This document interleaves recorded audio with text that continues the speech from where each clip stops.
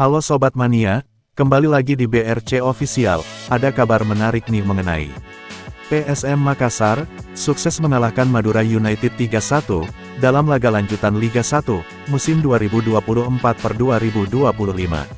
Pekan ke-25, di Stadion Gelora Bangkalan, Minggu tanggal 2 Maret tahun 2025. PSM Makassar, berhasil mengamankan 3 poin, meski tanpa didampingi pelatih Bernardo Tavares, yang sedang pulang ke negaranya Portugal. Untuk mendampingi sang istri, yang akan melahirkan anak kedua. Asisten pelatih, Ahmad Amiruddin mengatakan, bahwa kemenangan PSM kali ini, dipersembahkan kepada Bernardo Tavares. Kemenangan ini, kami persembahkan untuk pelatih kepala, Coach Bernardo, yang pulang ke negaranya, karena ada urusan. Semoga dengan kemenangan ini, segala urusannya diperlancar, dan segera kembali bersama tim, kata Ahmad Amiruddin.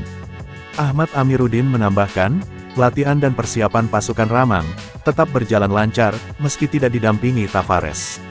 Itu karena, program latihan telah disusun dengan matang. Tavares sudah beri program ke kita, bagaimana mempersiapkan tim. Untuk pertandingan memantau langsung dari sana. Apa yang dijalankan sesuai arahan beliau, jadi komunikasi tetap berjalan, bebernya.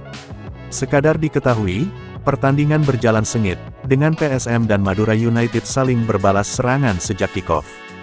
Namun, PSM membuka keunggulan lebih dulu, pada menit ke-49, melalui Nermin Haljeta. PSM menggandakan skor pada menit ke-54. Tembakan Victor Detan, dari dalam kotak penalti, menjebol gawang yang dijaga Aditya Harlan. Nermin Haljeta, memperlebar skor lewat brace-nya, pada menit ke-70. Nermin Haljeta, mencetak gol dengan memanfaatkan umpan silang, dari Victor Detan. Tuan rumah, mencetak gol hiburan jelang laga berakhir. Gol dicetak oleh Lulinha, tepat pada menit ke-90+2. Nah itu dia sobat untuk update kabar hari ini. Bagaimana pendapat kalian sobat? Tulis pendapat kalian ya sobat, dan jangan lupa like, komen dan subscribe.